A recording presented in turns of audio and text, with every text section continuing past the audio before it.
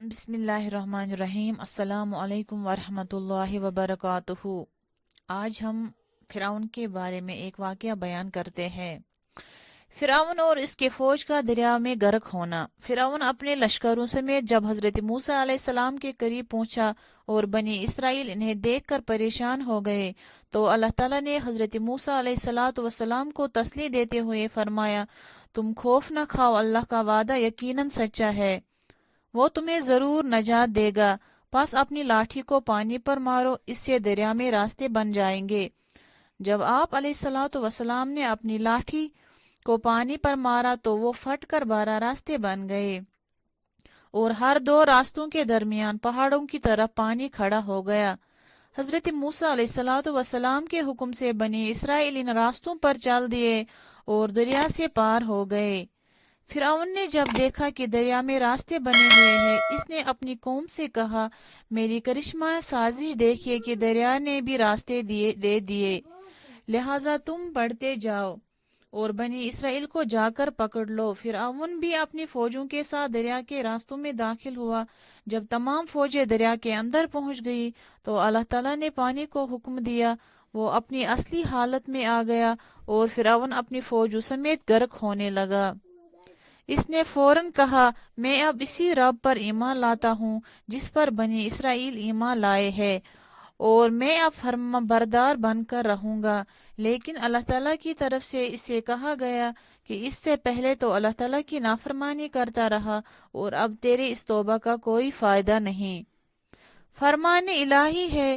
پھر ہم نے موسیٰ علیہ السلام کی طرف وحی کی، اپنی لاٹھی دریا پر مارو، پس اسی وقت دریا پھٹ گیا اور پانی کا حصہ پہاڑوں کی طرح کھڑا ہو گیا، اور اسی جگہ ہم دوسرے گروہ فرعون اور اس کے لشکر کو بھی قریب لے آئے، اور ہم نے موسیٰ علیہ السلام اور جو ان پر ایمان لائے تھے سب کو بچا لیا۔ پھر ہم نے دوسرے گروہ فرعون اور اس کے لشکر کو غرق کر دیا۔ بلا شبہ اس واقعہ میں بڑی عبرت ہے، لیکن ان میں سے اکثر لوگ ایمان والے نہیں، اور بلا شبہ آپ کا رب ہر چیز پر غالب ہے، بے حد رحم کرنے والا ہے۔ اور ہم نے موسیٰ علیہ السلام کی طرف وحی کی کہ تم میرے بندوں کو راتوں رات لے کر نکل جاؤ، پھر اپنی لاٹھی کے ذریعے ان کے لیے دریا میں خشک راستہ بناؤ۔ تمہیں نہ تو کسی کے تعاقب کا خوف ہونا چاہے اور نہ ہی ڈوب جانے کا ڈر۔ فرعون نے اپنے لشکروں سمیت ان کا پیچھا کیا، دریا نے ان سب کو اپنی موجوں میں ڈانپ لیا جیسے ڈانپنے کا حق تھا، اور فرعون نے اپنی قوم کو گمراہ کیا اور سیدھا راستہ نہ دکھایا۔